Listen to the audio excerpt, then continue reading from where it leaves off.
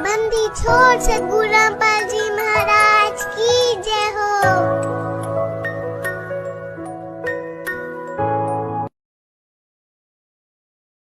काशी के लोगों ने, उन पंडितों ने ये अफवाह फैला रखी थी कि जो मगर मरता है, मगर गोरखपुर से 25 किलोमीटर की दूरी पर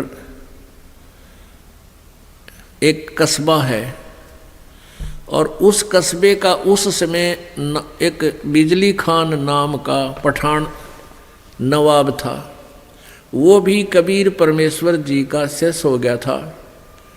एक बार वहाँ अकाल गिर गया था मगर स्टेट में, मगर रियासत में, और सभी जंतर मंतर कर लिए थे।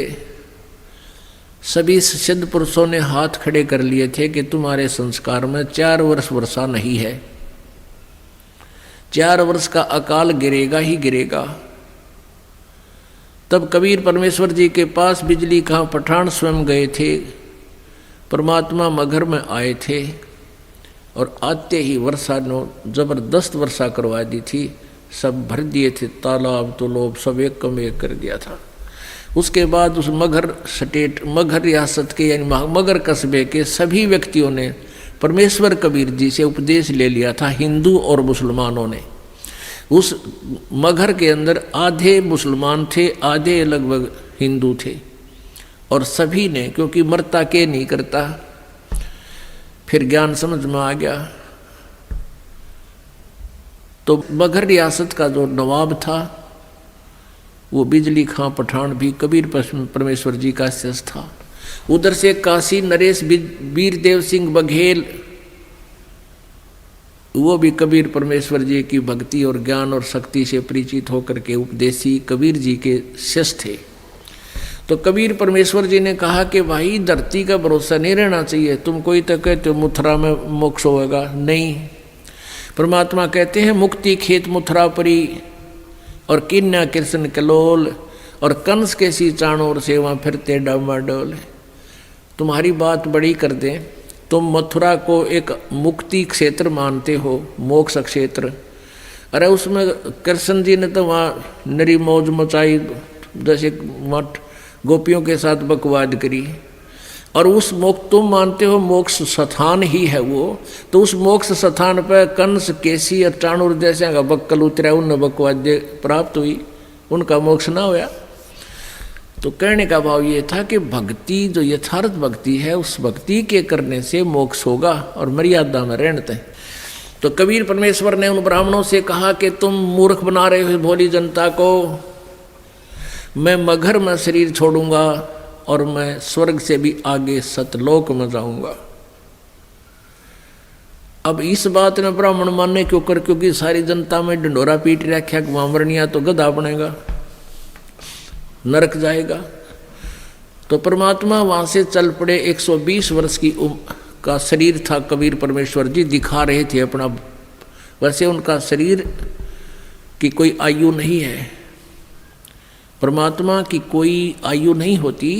उन्होंने एक लीला में शरीर दिखाया था, एक जनसाधारण की तरह एक जीवन जीकर अपने हाथों से कर्म करके अपना निर्वाह करके दिखाते हैं, एक लीला करते हैं। वो प्रत्येक युग में आते हैं।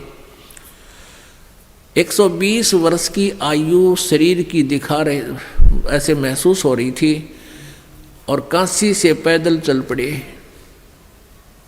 उनके साथ वीरदेव सिंह बघेल काशी नरेश भी अपनी सेना लेकर चल पड़ा, और काशी के बहुत से व्यक्ति दर्शनार्थ चल पड़े।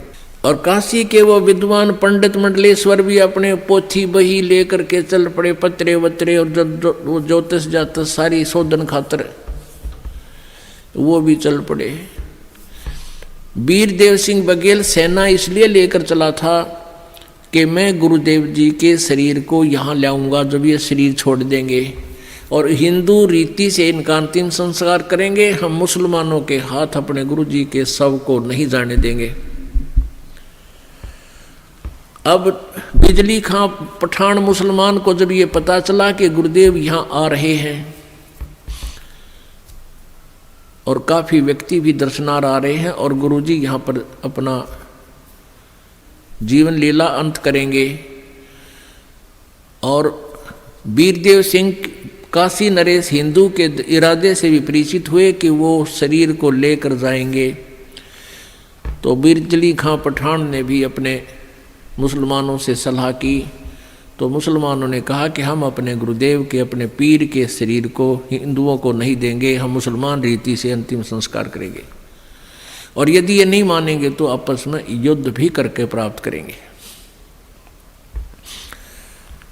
जब परमेश्वर कबीर जी वहाँ पहुँचे तीसरे दिन पैदल चल के, क्योंकि बनारस से, काशी से मगहर लगभग 200 किलोमीटर के आसपास है। तो बिजली खां पठान से ने प्रणाम किया, कहो गुरुदेव। परमात्मा ने अपना कारण बताया वहाँ पहुँचने का, और कहा कि बिजली खां मैं स्नान करूँगा, पानी की व्यवस्था, जल की व्यवस्था करो। बिजली खां पठान ने कहा गुरुदेव जल ला रखा आपके लिए, शुद्ध जल स्नान के लिए। परमेश्वर ने कहा कि कबीर जी ने कहा कि मैं बहते पानी में, दरिया में स्नान करूँगा। अब बिजली खां पठान ने कहा कि यहाँ एक दरिया बहती थी, आमी नदी, लेकिन वो भगवान शंकर ने श्राप दे रखा है, उसका पानी खत्म हो गया, वह सूखी पड़ी है। परमेश्वर जी ने कहा कि चलो दिखाओ मुझे कहाँ है वो आमी नदी। जहाँ परमेश्वर खड़े थे वहाँ थोड़ी सी दूरी पर, 2-3 एकड़ के दूरी पर, 600 फुट की दूरी पर वो दरिया सूखी पड़ी थी। परमात्मा ने वहाँ खड़ा होकर साथ में हजारों की संख्या में दर्शक, और परमेश्वर ने ऐसे किया था हाथ से संकेत, जैसे ये ट्रैफिक का सिपाही करा करे, ऐसे कर दिया। क्या देखते हैं कि थोड़ी सी दूरी पर एक बहुत बड़ा धमाका हुआ, और एकदम पानी से भरकर नीचे से पानी इतना जोर से निकला और पूरी दरिया भरकर चल पड़ी। बोलो सतगुरुदेव।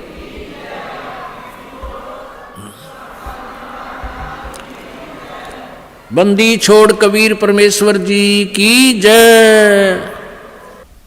सबने स्नान किया, जलपान किया, स्नान किया, जल पिया। फिर परमेश्वर जी ने कहा कि भाई 1-2 चादर लाओ, एक नीचे बिछाऊंगा, एक ऊपर ओढ़ कर लेटूंगा। फिर परमेश्वर ने पूछा कि भाई बिजली खां पठान तुम सेना किस लिए लाए हो, वीरदेव सिंह बघेल तुम सेना किस लिए लाए हो। दोनों ने नीचे गर्दन कर ली, आज सामने सामने खड़े थे। दूसरे हिंदू और मुसलमान कहने लगे, हिंदू कहने लगे कि हम आप जी के शरीर को इन मुसलमान काफरों के हाथ नहीं लगने देंगे, हम आपके शरीर का अंतिम संस्कार हिंदू रीति से करेंगे। मुसलमान कहने लगे हम इन हिंदू काफरों के हाथ आपका शरीर नहीं लगने देंगे, हम आपके शरीर का अंतिम संस्कार अपने हिसाब से करेंगे, और यदि ऐसा नहीं हुआ तो हम युद्ध करके शरीर प्राप्त करेंगे। अब परमेश्वर ने कहा रे बोले आदमियों, निकम्यों, 120 वर्ष हो गए मैंने तुम्हें शिक्षा देते ने, आज तक तुम मेरे शिक्षाओं का इतना ही पालन कर पाए हो। आज भी तुम हिंदू और मुसलमान 2 बने खड़े हो। खबरदार दे तुमने झगड़ा किया तो मेरे से बुरा नहीं होगा। और सुन लो, इसके अंदर मेरा शरीर नहीं मिलेगा तुम्हें, लेकिन इजाजत चना की उनके। फिर भी अगर तुमने झगड़ा नहीं करना है, एक सदर तुम ले लेना, एक मुसलमान ले लेंगे, एक हिंदू ले लेंगे, और सदरों के बीच में जो भी वस्तु मिले आधी आधी बांट लेना। तुम लड़ियो ना भाई, ना तो विनाश हो जाएगा, गृह युद्ध शुरू हो जाएगा, आपसी जुल्म हो जाएगा, महाभारत से भयंकर युद्ध हो जाएगा। लेकिन उनके मन में न्यू थी कि एक बार गुरुजी शरीर छोड़ दे, फिर तुम आप देख लेंगे। हाँ, फिर हम न मानना किससे कि नहीं, अपने हिसाब तक कराएंगे हम। अब परमात्मा ने ऐसा ही किया, शरीर तो उनका साथ ही गया था, छोड़ा नहीं था। लेकिन क्या हुआ, जितने शव के समान था, शव जैसे चादर ओढ़ी थी ऊपर के, और शरीर के ओढ़ा हुआ जैसे महसूस होता, इतने ही शरीर के आकार के फूल बन गए, सुगंधित फूल। और परमात्मा आकाश में जाकर आकाशवाणी की कि भी देख लो ब्राह्मणों, देखो मैं जा रहा हूं सतलोक को।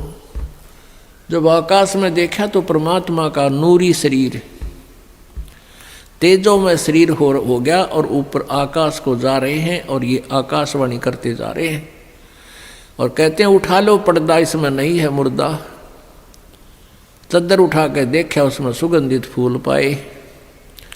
हिंदू और मुसलमान कहाँ तो कत्लेआम करने को तैयार थे एक दूसरे के। बिजली खां पठान और वीर देव सिंह बघेल हिंदू राजा आपस में एक दूसरे की ऐसे प्यार से शरीर के ऐसे एक दूसरे से चिपक गए, सीने से सीने का लगाया। आपस में सब हिंदू मुसलमान एक दूसरे से सीने से लगकर ऐसे रो रहे हैं जैसे छोटे छोटे बच्चों की माँ मर जाती है, पिता मर जाता है। और रो रहे हैं और कह रहे हैं हम कति मूर्ख थे, हमने पहचाना नहीं, वो अल्लाह थे, खुदा थे, वो परमात्मा आए हुए थे। अपने आत्माओं, हमने परमेश्वर को पहचाना नहीं। इतनी लीलाएं प्रभु करके गए। आज भी मगर स्थान पर हिंदुओं ने अपनी अलग से यादगार बना रखी है, एक चद्दर और आधे वो सुगंधित फूल लेकर। और मुसलमानों ने अपनी अलग बना रखी है, एक चद्दर और आधे फूल लेकर। आज भी ये दास उसको, आज भी विद्वान है ये दास, बहुत बार उसको देख कर आया है। और हमने वो फोटो खींच कर लाए थे उनके, दोनों अलग अलग बने हुए हैं। 3 बार ये दास भी संगत को साथ ले जाकर दिखा कर लाए, प्रमाण करने के लिए कि हम सुना करते हैं वो सच्चाई है। तो पुण्यात्माओं, उन्हीं में से कुछ फूल अकेले ला करके बनारस में, काशी में भी एक चौरा बना दिया बिजली खां पठान ने। और वहाँ दोनों यादगार अलग अलग हिंदू और मुसलमानों की आज भी हैं और उनका कोई आपस में मनमुटाव नहीं है। वो अपने हिसाब से कर रहे हैं, वो अपने हिसाब से कर रहे हैं। कति बीच में दीवार भी नहीं है, एक ग्रिल ला रखी है बीच में पार्टीशन के लिए, जैसे ये ग्रिल लगी हुई न। और आपस में बीच में एक सामूहिक गेट भी है। दर्शक जाते हैं, दोनों को देख कर आते हैं।